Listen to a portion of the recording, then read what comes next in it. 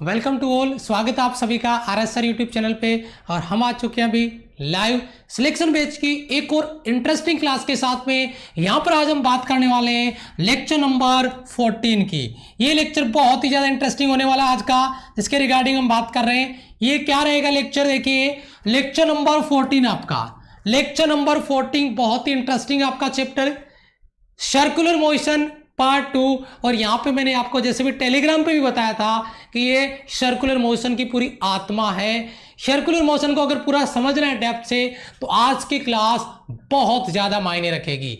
अगर आपने इसका पार्ट 1 मिस कर दिया तो मैंने कंप्लीट प्लेलिस्ट बना रखी है सिलेक्शन बैच 2020 बाय आरएसआर के नाम से, आप सर्च कर सकते हैं। या कोई भी टॉपिक आपने अगर पीछे मिस कर दिया है 14 लेक्चर में से 13 लेक्चर में से, तो सिलेक्शन बैच टॉपिक डालो बाय आरएसआर लगाओ, आपको मिल जाएगा। ठीक है, तो आज की क्लास हम स्टार्ट करने जा रहे हैं सर्कुलर मोशन पार्ट 2। और यहां पर जो हम डिस्कशन होगा वो एक्सेलरेशन के रिगार्डिंग होगा। और एक्सेलरेशन एक सर्कुलर मोशन का बहुत ही इंपॉर्टेंट टॉपिक है। ठीक है, तो एक बार जिन बच्चों ने क्लास ज्वाइन कर लिया कमेंट सेक्शन में यस सर लिख दीजिए या जय हिंद लिख दीजिए। और अगर हो सके क्लास को तो एक शेयर जरूर कर दीजिएगा बाकी बच्चों को इन्फॉर्म करने के लिए। और फिर स्टार्ट करते हैं, दिल थाम के बैठिए, एक एक कॉन्सेप्ट को क्लियर करूंगा, डेप्थ से क्लियर कराऊंगा। बस फोकस करके रखिए, कमेंट पे ध्यान नहीं देना है, क्लास पे ध्यान देना है, क्योंकि आज बहुत कुछ सीखना है। ठीक है, तो चलिए सबसे पहले स्टार्ट करते हैं। नोट्स वगैरह कैसे बनाएं, तो बेटा नोट्स के लिए मैंने आपको बता रखा है। अभी क्लास पे पूरा फोकस करें, क्लास सेव हो जाएगी शाम के टाइम, वीडियो ओपन करो और 20 से 25 मिनट में आपको एक क्लास के नोट्स बन जाएंगे सब कुछ समझने के बाद। तो अभी क्लास पे पूरा फोकस समझने पे करो, नोट्स बनाने पे नहीं। ठीक है, यस। तो चलिए स्टार्ट करते हैं। पहले सबसे पहले हम टॉपिक जो डिस्कस करने जा रहे हैं वो है हमारा एंगुलर एक्सेलरेशन यानी कोणीय त्वरण। ये एंगुलर एक्सेलरेशन क्या है, हम इसको कैसे समझे। एंगुलर वेलोसिटी हमने कल की क्लास में देखा, तो आज एंगुलर एक्सेलरेशन को कैसे समझ सकते हैं, एंगुलर एक्सेलरेशन के रिगार्डिंग क्या कॉन्सेप्ट रहेगा। तो बेटा एक चीज मुझे आप बताइए, मैं आप ही से सवाल करता हूं, क्या वेलोसिटी को मैं रिलेट कर रहा हूं एक्सेलरेशन के साथ। कैसे, rate of change in velocity क्या कहलाता है, एक्सेलरेशन कहलाता है। यानी ए बराबर अपन ये कह सकते हैं v बट्टा टी। ए बराबर v बट्टा टी क्या होता है आपका, एक्सेलरेशन। अब उस एक्सेलरेशन के आगे मैं एंगुलर और लगा देता हूं, यानी कोणीय और लगा देता हूं। ठीक है, इसका मतलब ये हुआ कि एंगुलर वेलोसिटी में परिवर्तन का दर, यानी एंगुलर वेलोसिटी का चेंज का जो रेट है वह एंगुलर एक्सेलरेशन कहलाएगा। मेरी बात पे फोकस करना, मैं क्या बोल रहा हूं ध्यान देना, बहुत गहराई में जाएंगे आज। यानी कोणीय वेग में परिवर्तन की दर, यानी मैं अगर एंगुलर एक्सेलरेशन को अल्फा से लिखूं तो अल्फा बराबर हो जाएगा बेटा आपका डी ओमेगा या डेल ओमेगा बटा डी टी। वैसे मैं अभी आगे बात करूंगा, अभी तो आपको मैं बेसिक एक इमेज आपके दिमाग में बनाना चाहता हूं कि ये एक्चुअल में पढ़ने वाले क्या हैं हम। यानी कोणीय वेग में परिवर्तन की दर को कोणीय त्वरण कहेंगे, यानी rate of change in angular velocity is called angular acceleration. यहां पे आप एक डायग्राम देख रहे होंगे, एक यहां पे विजुअल इफेक्ट देख रहे होंगे, इसमें आपको पता चल रहा है कि कोई बॉल है, कोई ऑब्जेक्ट है जो v वेलोसिटी के साथ एक r रेडियस के वृत्ताकार पथ में लगातार चक्कर लगा रहा है, लगातार गति कर रहा है। क्लियर है बेटा, यस। तो जब ये लगातार चक्कर लगा रहा है, लगातार गति कर रहा है, तो इसका मतलब क्या हो रहा है। सबसे पहली चीज, क्या यहां पर आपको एंगुलर वेलोसिटी दिखाया गया है, नहीं। ये जो वेलोसिटी है ये v है, ये आपका लीनियर वेलोसिटी को रिप्रेजेंट करता है, जो टेंजेंशियल डायरेक्शन में है, जो स्पर्श रेखीय दिशा में गति कर रहा है, वेलोसिटी v। हमें पढ़ना है एंगुलर एक्सेलरेशन, यानी हमें बात करनी है ओमेगा की, जरा ध्यान से समझना। और ओमेगा में चेंज की, तो बेटा चेंज अगर कोई वेक्टर क्वांटिटी है तो उसमें दो हो सकते हैं, एक उसका मैग्नीट्यूड और एक उसकी डायरेक्शन। लेकिन इसका एक हाथ पहले ही कटा हुआ है, किसका, ओमेगा का। क्यों, क्योंकि ओमेगा में अगर मैं यहां पे बात करता हूं, जो ओमेगा आपका है इसमें अगर मैं बात करता हूं डायरेक्शन चेंज की, तो भाई डायरेक्शन चेंज नहीं होगा, यानी डायरेक्शन चेंज हो ही नहीं सकता। अब मैं कमेंट में चाहूंगा आप सभी का जवाब, क्योंकि angular acceleration is a axial vector, ये एक अक्षीय सदिश है जिसकी दिशा फिक्स रहती है अक्ष के अनुदिश। तो जब मोशन करेगा तो डायरेक्शन तो चेंज नहीं होगी। लेकिन अगर नंबर 2 पे हम बात करें इसके मैग्नीट्यूड पे, मैग्नीट्यूड यानी परिमाण, तो अगर सर्कुलर मोशन करते टाइम जो एंगुलर वेलोसिटी है वो इंक्रीज या डिक्रीज कर दे, मैग्नीट्यूड चेंज हो जाए, तो एंगुलर एक्सेलरेशन आ जाएगा, कोणीय त्वरण आ जाएगा। अब इसकी और ज्यादा डेप्थ में अगर मैं आपको लेके जाऊं, आज मैं ट्रेलर दिखा रहा हूं, मूवी देखेंगे आने वाले 2 दिन में। सर्कुलर मोशन 2 प्रकार की होती है, एक यूनिफॉर्म और एक नॉन यूनिफॉर्म, एक समरूप वृत्ताकार पथ में गति या समरूप वृत्तीय गति, और एक आपका असमरूप जिसको कह सकते हैं नॉन यूनिफॉर्म, असमान वृत्तीय गति। यूनिफॉर्म है तो उसमें मैग्नीट्यूड कांस्टेंट है, और अगर मैग्नीट्यूड कांस्टेंट है तो डायरेक्शन तो वैसे ही चेंज नहीं होती। यानी यूनिफॉर्म सर्कुलर मोशन में आपका अल्फा हमेशा क्या होगा, 0 होगा। आज बोल के बता रहा हूं, आगे नोट्स में लिखवाऊंगा, पहले समझ लो, बहुत कुछ समझ में आएगा। लेकिन दूसरे सर्कुलर मोशन है आपका नॉन यूनिफॉर्म, असमान वृत्तीय गति, और असमान वृत्तीय गति मतलब मैग्नीट्यूड चेंज होगा, और जब मैग्नीट्यूड चेंज होगा तो वहां पे आपका अल्फा आएगा, ठीक है, कोणीय आपका त्वरण आएगा।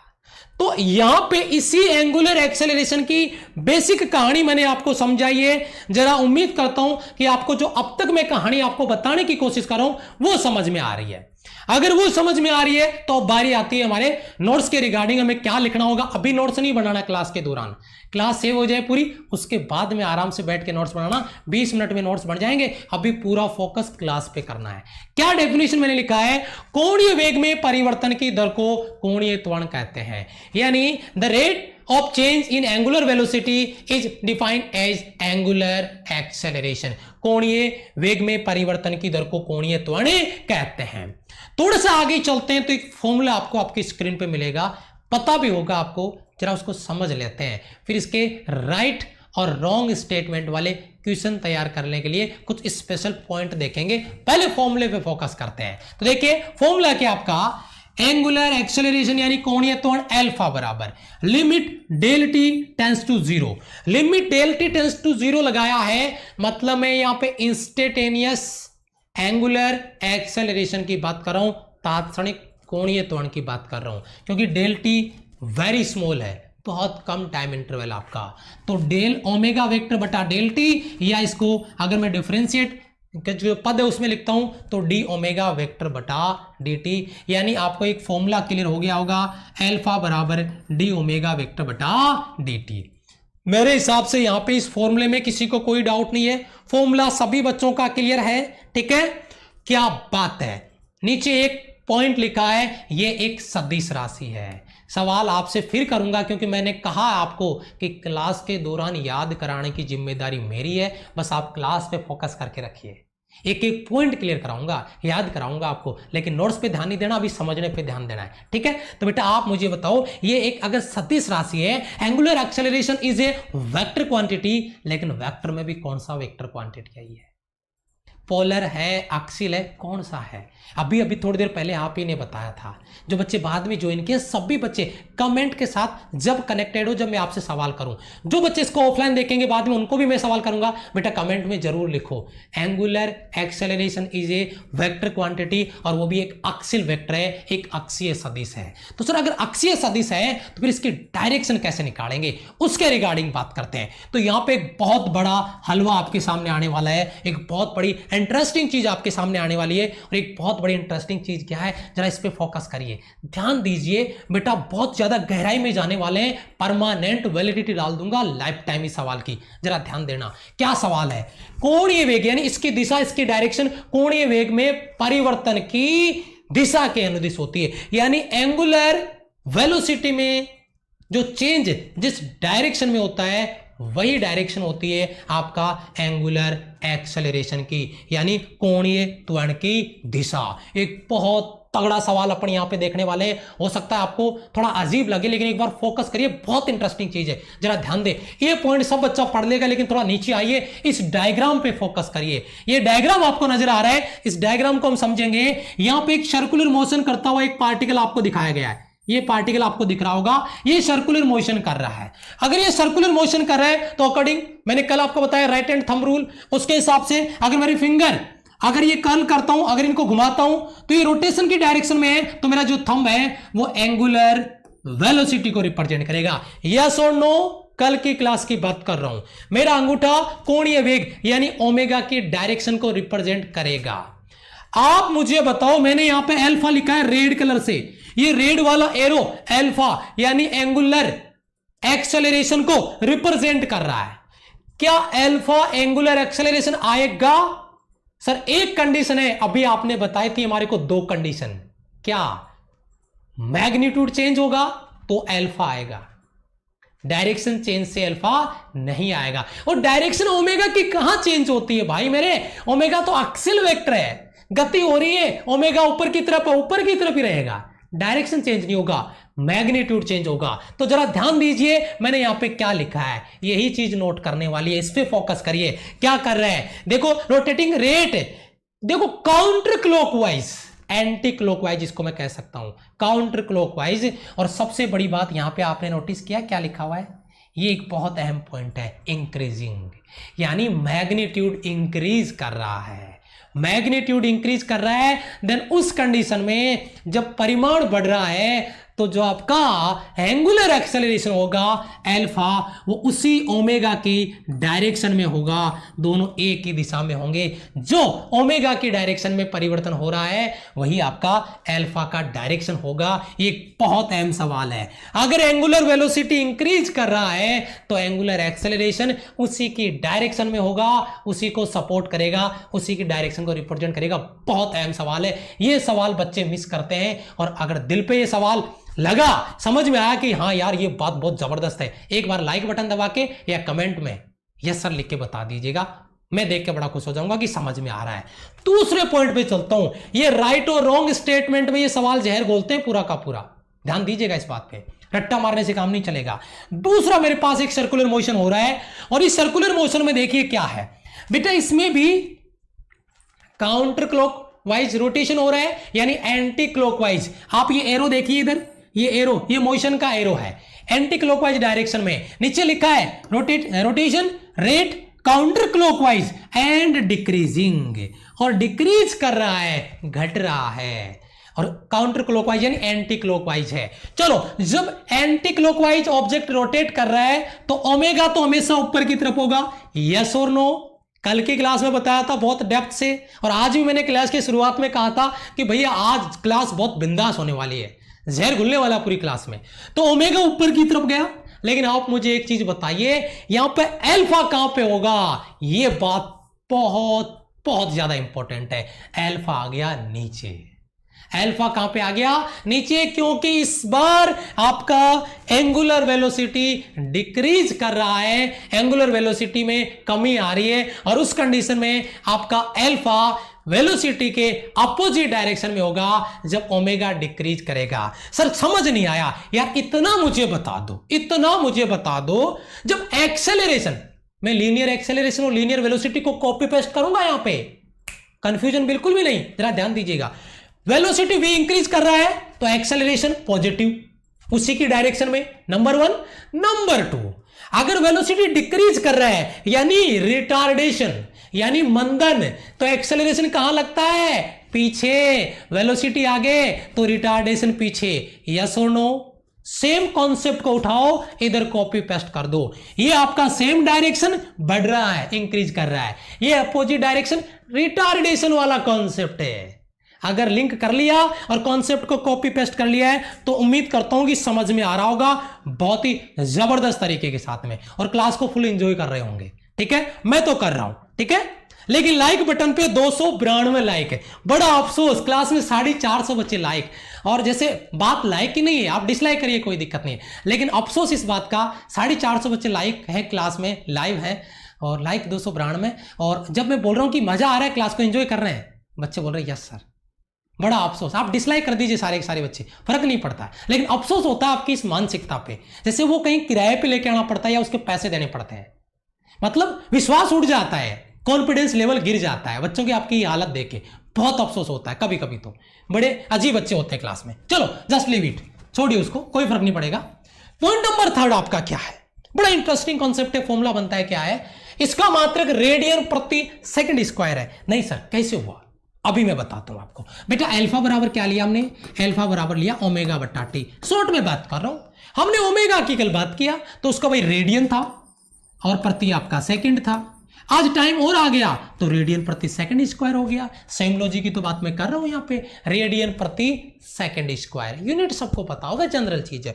अब बात आती है इसकी डायमेंशन की, इसकी विमा की। सर विमा कैसे बनाए, भाई मैंने कल बताया कि बेचारा एंगल एक ऐसी क्वांटिटी है, प्लेन एंगल, जिसका खुद का यूनिट होता है रेडियन, लेकिन डायमेंशन नहीं होता। तो भैया रेडियन तो डायमेंशन लेस है, लेकिन आप मुझे बताइए सेकंड का ऊपर आके क्या हो जाएगा, -2, तो m0 l0 t-2 इसकी डायमेंशन हो जाएगी, जो यहां पर आपको क्लियर है बेटा, ठीक है। चलिए बहुत बढ़िया, आगे चलते हैं। कोणीय त्वरण या रेखीय त्वरण में संबंध, गुरुजी हलवा तो अब बनेगा, खतरनाक बड़ा मिक्स होने वाला है, जरा ध्यान दीजिए। ट्रेलर अभी दिखाऊंगा, मूवी कल और परसों 2 दिन में देखेंगे, इसी कॉन्सेप्ट से रिलेटेड। ट्रेलर इसलिए दिखाना जरूरी है क्योंकि उसके बिना आप इस कॉन्सेप्ट को रिलेट नहीं कर पाओगे। तो बेटा एक चीज मैं आपको बोल रहा हूं, उस पर फोकस करिए, बहुत जहर सवाल बनेंगे, यहां से प्रैक्टिस करवाऊंगा तब पता चलेगा, यहां से देखिएगा।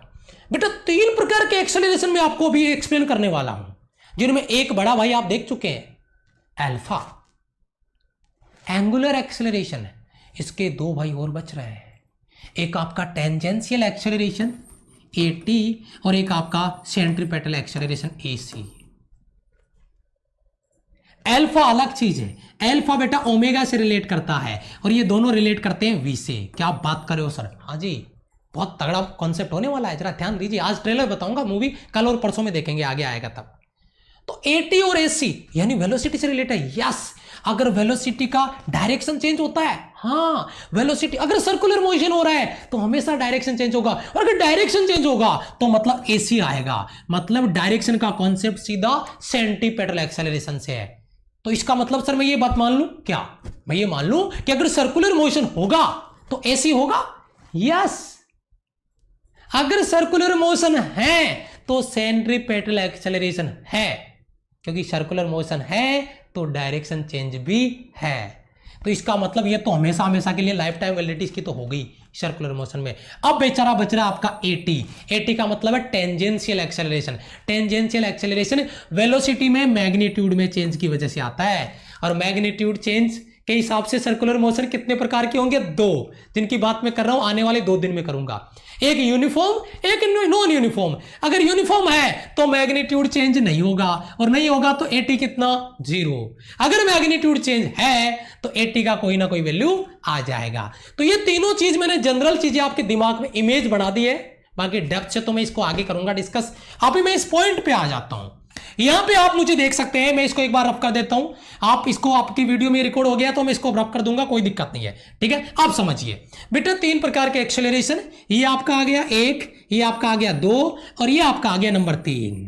ये ओमेगा ऊपर की तरफ है और अल्फा भी ऊपर की तरफ है, दोनों सेम डायरेक्शन में है। इसका मतलब गुरुजी यहां पे जो ओमेगा है, एंगुलर वेलोसिटी है, उसका मैग्नीट्यूड इंक्रीज हो रहा है, क्योंकि अल्फा है, और अल्फा तो मैग्नीट्यूड में चेंज की वजह से ही आएगा।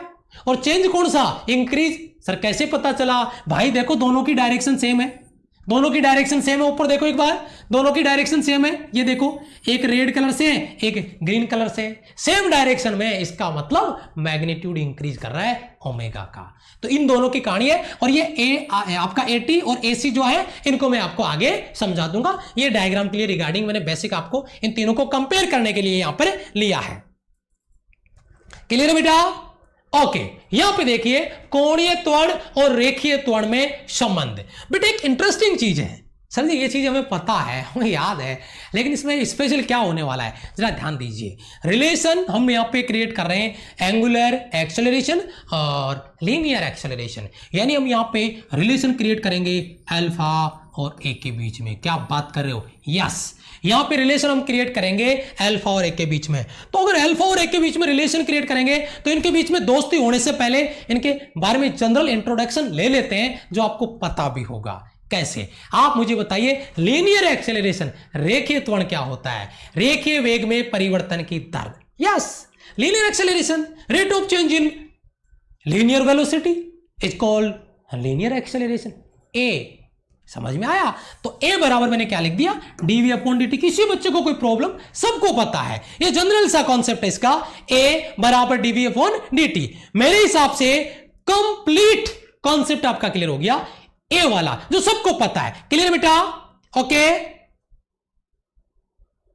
यस। देखो दूसरा पॉइंट क्या है? कोणीय त्वरण, कोणीय वेग में परिवर्तन की दर। अरे गुरुजी ये क्या है? अरे भाई एंगुलर एक्सेलरेशन, तो rate of change in angular velocity, उसका फॉर्मूला अल्फा बराबर d omega upon d t. Sir ji second equation भी हमारे को पता है, फर्स्ट इक्वेशन भी हमारे को पता है, लेकिन हमें तो इनका रिलेशन बताओ ना, इनका हाथ मिला दो, इनके बीच में दोस्ती करा दो। और उसी दोस्ती को करने के लिए हम आगे बढ़ते हैं। और हमने क्या किया? फर्स्ट इक्वेशन में सेकंड इक्वेशन का डिवाइड कर दिया, भाग लगा दिया, और फिर आगे तो आपको काटाफिटी करनी है, और उसको करने में आप बड़े माहिर हो, जुगाड़ू हो पूरे के पूरे। तो चलिए देखते हैं। इक्वेशन फर्स्ट है और ये इक्वेशन आपका सेकंड है। तो इक्वेशन फर्स्ट यानी ए बराबर d v upon d t. भाई ए बराबर क्या था मैं बताऊं आपको? बता ही देता हूं, d v upon d t. ये हमारा पहला इक्वेशन था, मैं साथ साथ लिख देता हूं। दूसरा इक्वेशन आपका अल्फा बराबर डी ओमेगा बटा डी टी, ये आपका सेकंड इक्वेशन है। तो फर्स्ट इक्वेशन को सेकंड इक्वेशन से डिवाइड कर दिया, ये देखो dt से dt को बेचारे को उड़ा दिया, तो a बटा अल्फा बराबर आपका dv अपॉन dt। अब यहां पे आप मुझे बताइए, खुद ही बताइए, जो आपको पता है v equal to r omega, ये रिलेशन अपन पीछे बात कर चुके हैं, v equal to r omega कल वाली क्लास में। तो यहाँ पे इसकी जगह मैंने आर ओमेगा रख दिया। अगर मैं इसको सोल्व करता हूं, यहीं पे सोल्व कर लेता हूं एक स्टेप में, तो बेटा a बटा अल्फा बराबर, बेटा आर को आगे ले लिया तो अंदर क्या बच जाएगा? यहाँ पे डी ओमेगा में, इस आर ओमेगा में से आर को आगे ले लिया, डी ओमेगा बटा डी ओमेगा। आप मुझे ये बताइए, डी ओमेगा से डी ओमेगा कटेगा कि नहीं कटेगा? तो आप मुझे एक कहानी बता दीजिए यहाँ की कि ए बटा अल्फा बराबर आर बचा कि नहीं बचा? तो बताओ ए बराबर आर अल्फा आया कि नहीं आया? बस अगर ये चीज आपके दिमाग में आ गई है तो ये कहानी मैंने इधर पहले से आपके लिए तैयार करके रखी है। ए बराबर अल्फा आर, ये फॉर्मूला आपको मैंने यहाँ पे याद करवा दिया है। ठीक है, क्लियर है बेटा? क्लियर है डाउट यहां से? ए बराबर अल्फा आर, ये आपका कॉन्सेप्ट क्लियर है यहां से? अरे सर इसको वेक्टर फॉर्म में भी हमें चाहिए, कभी कभी एग्जाम में वेक्टर फॉर्म भी पूछ लेता है। वेक्टर फॉर्म भी सर बता ही दो, आपके सामने हाजिर है वेक्टर फॉर्म इसका। सदिश रूप में भी इसको लिखेंगे, ए वेक्टर बराबर alpha vector cross r vector. और आपको ये चीज पता होगी कि अगर दो वेक्टर क्वांटिटी है और अगर दोनों का क्रॉस प्रोडक्ट करते हैं तो जो तीसरी क्वांटिटी में मिलती है वह भी वेक्टर होती है। और इसीलिए इन दोनों का क्रॉस प्रोडक्ट करने पर हमें ए वेक्टर मिलता है, जो कि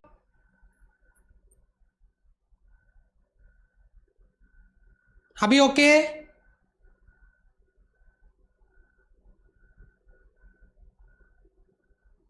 okay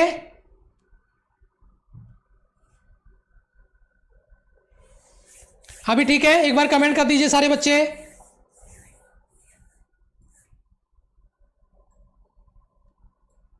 yes sir, okay okay okay, चलो ठीक है ठीक है। आपका कमेंट बहुत डिले आता है, कुछ नेटवर्क का इश्यू आ गया था। चलिए हाँ, तो पॉइंट पे फोकस करते हैं एक बार फिर से। देखिए क्या पॉइंट आपका, अभिकेंद्रीय त्वरण और अभिकेंद्रीय बल। बहुत इंटरेस्टिंग पॉइंट आपका स्क्रीन पर आ चुका है, जिसके रिगार्डिंग हम यहाँ पे बात कर रहे हैं। सेंट्रीपेटल एक्सेलरेशन और सेंट्रीपेटल फोर्स। भाई सीधी सी बात है यार, फोर्स लगेगा तो एक्सेलरेशन आएगा। नोट करना मेरी इस बात को, अगर फोर्स लगेगा तभी तो एक्सेलरेशन आएगा। जनरल समझ लो ना, एफ बराबर एम ए। एक्सेलरेशन कब आता है? जब फोर्स लगता है, समझ रहे हो? तो उसी कॉन्सेप्ट को हम यहाँ पे डिस्कस करने जा रहे हैं, सेंट्रीपेटल एक्सेलरेशन और सेंट्रीपेटल फोर्स। ये आपकी स्लाइड थी, लास्ट वाली ये स्लाइड थी। ये रिलेशन मैंने आपको दिया था और मैंने कहा था कि सभी का क्लियर हो गया है, ये चीज मैंने बता दी थी। अब अपन आगे यहां पे बात करते हैं, ठीक है? यस, यहां पे आ गए, ये चीज आपकी आ गई अभिकेंद्रीय त्वरण और अभिकेंद्रीय बल, सेंट्रीपेटल एक्सेलरेशन और सेंट्रीपेटल फोर्स आपका, ठीक है। यस, चलो अब यहां पे देखिए फिर से पहला पॉइंट हमारा, यहां पे एक पॉइंट से हमें एक जनरल चीज आपको देखने को मिलेगी। अभी प्रैक्टिस भी कराऊंगा मैं आपको, न्यूमेरिकल भी होंगे, टेंशन ना लीजिएगा। देखिए पहला पॉइंट आपका क्या है, जरा ध्यान दीजिए अपने नोट्स के लिए। वक्राकार मार्ग पे गति करता हुआ पिंड, ऑब्जेक्ट, कण प्रभावी रूप से किसी ना किसी वृत्त पे अवश्य घूमता है। ये जनरल से चीज है, सर्कुलर मोशन है तो किसी सर्कुलर पाथ पे जरूर मोशन करेगा, यानी वृत्तीय पथ पे गति जरूर करेगा। उसके बाद में दूसरा पॉइंट क्या है, इसको जरा ध्यान से समझिएगा, फिर मैं आपको आगे लेके जाऊंगा।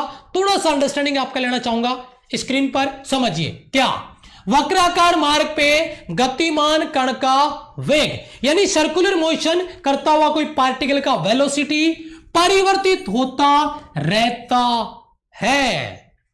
ध्यान दीजिए, यदि यह परिवर्तन, यह चेंज जिस बल के द्वारा उत्पन्न होता है उसे अभिकेंद्रीय बल कहते हैं। जो चेंजमेंट आ रहा है, उसमें जो परिवर्तन आ रहा है, उस फोर्स को नाम दे दिया उसने सेंट्रीपेटल फोर्स। और इस प्रकार से उत्पन्न जो एक्सेलरेशन है, जो एक्सेलरेशन जनरेट होगा, जो त्वरण उत्पन्न होगा, वह अभिकेंद्रीय त्वरण या सेंट्रीपेटल एक्सेलरेशन कहलाएगा, या सेंट्रीपेटल एक्सेलरेशन उसको कहते हैं। मेरे हिसाब से सभी बच्चों का यहां से कोई डाउट नहीं है, बहुत बड़ा कोई इश्यू भी नहीं है। थोड़ा सा आगे चलते हैं, अब इसको जरा समझिए, जरा ध्यान दीजिए इस पे। अभिकेंद्रीय बल या त्वरण की दिशा वृत्ताकार मार्ग के केंद्र की ओर होती है, चाहे सेंट्रीपेटल फोर्स हो चाहे सेंट्रीपेटल एक्सेलरेशन हो।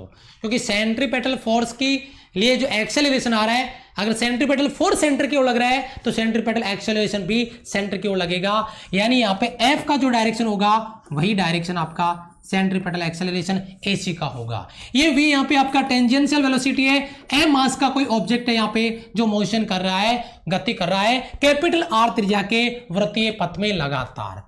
तो इन दोनों की दिशा हमेशा सेंटर की तरफ लगती है, केंद्र की तरफ लगती है। अभिकेंद्रीय बल ले लो या अभिकेंद्रीय त्वरण ले लो, अभिकेंद्रीय आपका सेंट्रीपेटल फोर्स और सेंट्रीपेटल एक्सेलरेशन, इन दोनों की अगर कोई आपसे डायरेक्शन पूछे तो हमेशा सेंटर की ओर, जो सर्कुलर मोशन हो रहा है उसके केंद्र की ओर, उसके सेंटर की ओर होती है। ये एक जनरल सा कॉन्सेप्ट हमने यहां पर बनाकर आपको दिया है। क्लियर है बेटा? आगे चले। यस, देखिए जरा ध्यान दे बेटा। यस, अभिकेंद्रीय त्वरण का व्यंजक, सेंट्रीपेटल एक्सेलरेशन का जो फॉर्मेट है, जो फॉर्मूला है, वो क्या होगा उसकी बात करते हैं। तो सबको पता है सेंट्रीपेटल एक्सेलरेशन का फॉर्मूला एसी बराबर वी स्क्वायर बटा आर। डायरेक्ट भी याद करके रखा होगा आपने, और डायरेक्ट आपको याद करके ही रखना है, एसी बराबर वी स्क्वायर बटा r. But already we know that, हम जानते हैं v equal to omega r. Then अगर ये वैल्यू मैं यहां पे पुट करता हूं तो यहां पे ओमेगा स्क्वायर आर स्क्वायर बटा आर, एक आर से एक आर कट जाएगा और मुझे ये फॉर्मूला आ जाएगा। तो यहां पे ये जो जनरल फॉर्मूला आपका आ रहा है AC बराबर आर ओमेगा स्क्वायर या वी स्क्वायर बटा आर, ये दोनों फॉर्मूले सेंट्रीपेटल एक्सेलरेशन के हैं, आपका अभिकेंद्रीय त्वरण के हैं। दोनों फॉर्मूले आपको ऑलरेडी पहले से याद होंगे बेटा। क्लियर है बेटा? याद है सभी को? क्लियर है बेटा? ओके, तो ये फॉर्मूला आपका यहां से क्लियर हुआ। उसके बाद में नीचे बढ़ते हैं थोड़ा सा। अभिकेंद्रित त्वरण, इसके कुछ पॉइंट है। अगर इसको एक वेक्टर क्वांटिटी है, सदिश राशि है, अगर इसको सदिश रूप में व्यक्त करेंगे तो भैया इसको सदिश रूप में व्यक्त करने का कॉन्सेप्ट है आपका AC बराबर ओमेगा वेक्टर आपका क्रॉस वी वेक्टर। ये क्रॉस प्रोडक्ट के रूप में है। ये बहुत ही अहम सवाल है बेटा। अभिकेंद्रीय त्वरण का फॉर्मूला वेक्टर फॉर्म में एग्जाम में आ जाएगा। इंटरेस्टिंग कॉन्सेप्ट है, याद करके देखिए। यहां पे अगर मैं इस वी को वापस से ओमेगा आर लिखूं तो ये ओमेगा स्क्वायर आर हो जाएगा, ये वाला। लेकिन जब इसको वेक्टर फॉर्म में लिखेंगे तो बेटा लीनियर वेलोसिटी और एंगुलर वेलोसिटी का क्रॉस प्रोडक्ट, जरा दिमाग लगाइए यहां पे, लीनियर वेलोसिटी और एंगुलर वेलोसिटी का क्रॉस प्रोडक्ट हमें सेंट्रीपेटल एक्सेलरेशन देता है, अभिकेंद्रीय त्वरण देता है। दो वेक्टर क्वांटिटी का क्रॉस प्रोडक्ट हमेशा वेक्टर क्वांटिटी देता है, और वो वेक्टर क्वांटिटी आपका सेंट्रीपेटल एक्सेलरेशन यानी अभिकेंद्रीय त्वरण। तो AC वेक्टर बराबर omega vector cross r vector. एक पॉइंट मैंने यहां पर नोट करके रखा हुआ है, जैसे नोट्स के लिए है, लेकिन आपको अंडरस्टैंडिंग ऑलरेडी मैंने करवा दिया है, समझा दिया है, लेकिन आप अपने नोट्स में इसको नोट कर सकते हैं। और वो मैंने क्या लिखा है जरा मैं आपको बता देता हूं। वर्ताकार मार्ग के किसी भी बिंदु पर वेग यानी वेलोसिटी सदिश वेग सदिश वेलोसिटी वेक्टर एक बिंदु पर खींची गई स्पर्श रेखा यानी टेंजेंट रेखा के अनुदिश होता है, अतः त्वरण सदिश उस बिंदु पर त्रिज्या के अनुदिश तथा केंद्र की ओर होता है। इसी कारण से इस त्वरण को अभिकेंद्रीय त्वरण कहा जाता है। ये डायरेक्शन में आपको पहले ही बता चुका हूं, अभिकेंद्रीय त्वरण की डायरेक्शन हमेशा सेंटर की ओर होती है, केंद्र की ओर होती है। यही बात यहां पे समझाने की कोशिश हो रही है, इसको यहां पे समझाया जा रहा है। डाउट क्लियर बेटा? यस। तो अभिकेंद्रीय बल, अपकेंद्रीय बल, यहां पे मैंने क्या कहा, मैंने एक बात आपको बताई थी, इसको समझिए आप, इसको समझिए। अभिकेंद्रीय त्वरण और अभिकेंद्रीय बल, आज की कहानी जो चलेगी वो इसी के रिगार्डिंग चलेगी। बाकी इसका तो कुछ ना कुछ हल्का से एक छोटा सा ट्रेलर आया है नैनो सेकंड के लिए, बाकी मूवी पूरा कल चलेगी इसका, ठीक है? तो दिल थाम के बैठिए, यहां पे समझिए आप इसको थोड़ा सा बेसिक लेवल पे, जो मैंने यहां पर आपको समझाने की कोशिश की है, ये इसका डायरेक्शन आपको यहां पर देने का प्रयास किया है। डायरेक्शन मैंने बता दिया कौन सी दिशा में होगी, कहां होगी, सबको पता है, सेंटर की तरफ होगी, वृत्त के केंद्र की तरफ होगी। अगर आप अपन बात कर रहे हैं इसके एक न्यूमेरिकल की, तो न्यूमेरिकल आपकी स्क्रीन पर है, फटाफट से इसको सॉल्व करें। एक गेंद जिसे किसी डोरी के सिरे पर बांधकर 5 मीटर त्रिज्या के क्षैतिज वृत्त में 10 मीटर पर सेकंड के वेग से घुमाया जाता है, तो गेंद का त्वरण कितना होगा? The acceleration of the ball will be. फटाफट से इसको सॉल्व कर दीजिए, मैं आपके कमेंट चेक कर रहा हूं। यस यस, बहुत बढ़िया, जल्दी से बेटा, जल्दी से बेटा,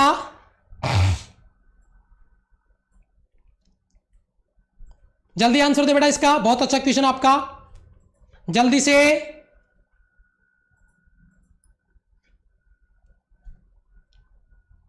बहुत अच्छे, फास्ट कैलकुलेशन, जुगाड़ टेक्नोलॉजी नहीं, फॉर्मूला लगा के सॉल्व करेंगे इसको, फॉर्मूले से सॉल्व करेंगे बेटा। यस, इतना स्लो आंसर आ रहा है। अरे सेंट्रीपेटल एक्सेलरेशन पूछ रहा हूं भाई मेरे, अभिकेंद्रीय त्वरण अभी बताया यार, अभी बताया। क्या दिया है आपको, देखिए क्यों टाइम लिया इतना, क्या दिया आपको दिया यार, कलर कौन सा है, आपको दिया है भाई यहाँ पे 5 सेंटीमीटर त्रिज्या, यानी आपको यहाँ पे गिवन है रेडियस 5 सेंटीमीटर, 5 सेंटीमीटर है ना, 5 मीटर है, सॉरी 5 मीटर है, ठीक है। और आपको दिया गया बेटा 10 मीटर पर सेकंड का वेलोसिटी, 10 मीटर पर सेकंड का वेलोसिटी, तो भी दे दिया आपको 10 मीटर पर सेकंड। आपको सेंटीमीटर एक्सेलरेशन पूछ रहा है यार, जब लीनियर वेलोसिटी दिया है तो लीनियर एक्सेलरेशन काम में लेंगे, एसी मतलब लीनियर एक्सेलरेशन वाला फॉर्मूला काम में ले लेंगे, v² बटा r। आप देखिए मैंने 2 फॉर्मूले बताए थे यहाँ पे, आप देखिए 2 फॉर्मूले बताए थे। जब आपको v और r दिया है तो ये फॉर्मूला काम में लेंगे ना, अगर आपको ओमेगा और r देता तो ये फॉर्मूला काम में लेते है, तो ये सेंट्रीपेटल एक्सेलरेशन ही ना। देखिए तो यहां पे हमने क्या किया है, हमने AC बराबर v² बटा r, AC, एक सेकंड बेटा, ओके एक सेकंड,